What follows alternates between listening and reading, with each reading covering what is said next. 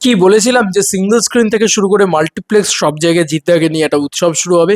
প্রত্যেকটা হল অ্যাকচুয়ালিতে জিদ্দাকে প্রচণ্ড প্রচণ্ড সেলিব্রেট করতে শুরু করবে, আর সেটাই কিন্তু হওয়া শুরু হয়ে গিয়েছে বন্ধুরা। এই হচ্ছে সঙ্গম সিনেমা কল্যাণী। আমি বলেছিলাম স্পাইডারম্যানের সাথে ছবি দেখতে পাওয়া যাচ্ছে, এরকম বড় জায়েন্ট দেখতে পাওয়া যাচ্ছে, যে এত বড় একটা পোস্টার লাগানো হয়েছে এত বড় একটা হলের ভিতরে।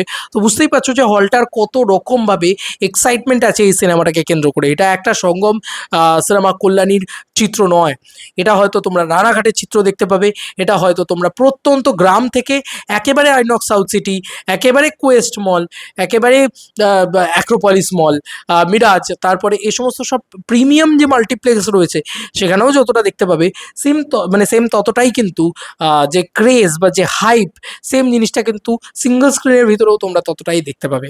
তো এই যে মানে একটা জিনিস ঘটেছিল জানো তো, বিষয়টা কিরকম বলো তো, যে মাল্টিপ্লেক্সেও যেরকম না টিকিট বিক্রি হচ্ছে, সিমিলারলি সিঙ্গল স্ক্রিনও সেরকম টিকিট বিক্রি হচ্ছে। এই সিনেমাটা সেই রকম একটা ঘটনা ঘটাতে চলেছে, এবং গোটা বাংলা জুড়ে যে উৎসব, সেই উৎসবের মাহল কোথাও গিয়ে তৈরি করতে চলেছে। আজকে কেন সিঙ্গল স্ক্রিনের মালিকরা, বা ছেড়ে দাও না সিঙ্গল স্ক্রিন বাদই দিয়ে দিলাম, সঙ্গম মাল্টিপ্লেক্স কল্যাণী আমরা বলি, ঠিক আছে, এরকমভাবেই বলা হয়। তো ওটাকেও মানে নিজস্ব একটা লোকাল মাল্টিপ্লেক্স বলা চলে।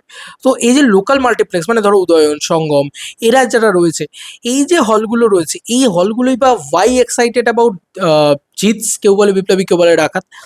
কেন তারা এত বড় বড় পোস্টার্স লাগাচ্ছে তাদের হলের সামনে? তারা তো বলতেই পারতো যে ঠিক আছে ভাই আওয়ারা পান আসছে, তারপরে তারা বলতেই পারতো যে সো কল্ড বাটওয়ারা আসছে। আমি দুটো ছবি নিয়েই দেখলাম, বেশ আমার খারাপ লাগেনি, মানে ট্রেলার টিজার ভালোই লেগেছে দুটো ছবি। কিন্তু তারপরেও কেন কেন তারা এতটা এক্সাইটেড অ্যাবাউট কেউ বলে বিপ্লবী, কেউ বলে ডাকাত? আমি তোমাকে বললাম যে সানি দেওয়াল অলরেডি ভুলভাল স্টেটমেন্ট দেওয়া শুরু করে দিয়েছে, বা দিয়েছে অলরেডি। এই ছবিটা সেই লেভেলে ওয়ার্ক করবে কিনা খুব ডাউট আছে। তার সঙ্গে সঙ্গে অপরদিকে যদি আমরা দেখি তোমার আওয়ার আপান, সেটা নিয়েও নেগেটিভিটি হয়ে রয়েছে যে ভাই কিছুই দেখাচ্ছে না, কিছুই দেখাচ্ছে না, গান আসছে না, প্রমোশন ঠিক করে করছে না, ইত্যাদি ইত্যাদি ইত্যাদি।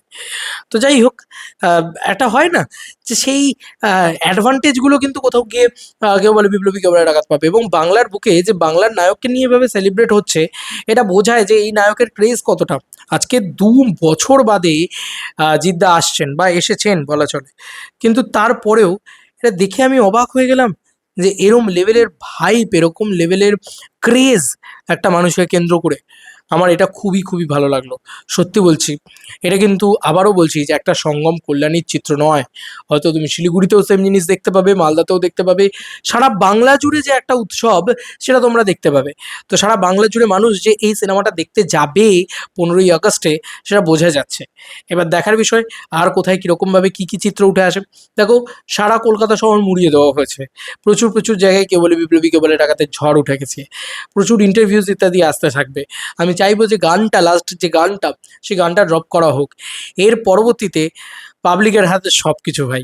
হল মালিকরাও কিন্তু এক্সাইটেড আছে, সেটা কল্যাণী হোক বা বর্ধমান, নানাঘাট হোক বা পাঁশকুড়া, বা হয়তো কলকাতা হোক বা হুগলি, সর্বত্রই কিন্তু কেউ বলে বিপ্লবী, কেউ বলে ডাকাত নিয়ে বেশ একটা উন্মাদনা মানুষের ভিতরে লক্ষ্য করা যাচ্ছে, সো কল্ড হল মালিকদের ভিতরে লক্ষ্য করা যাচ্ছে।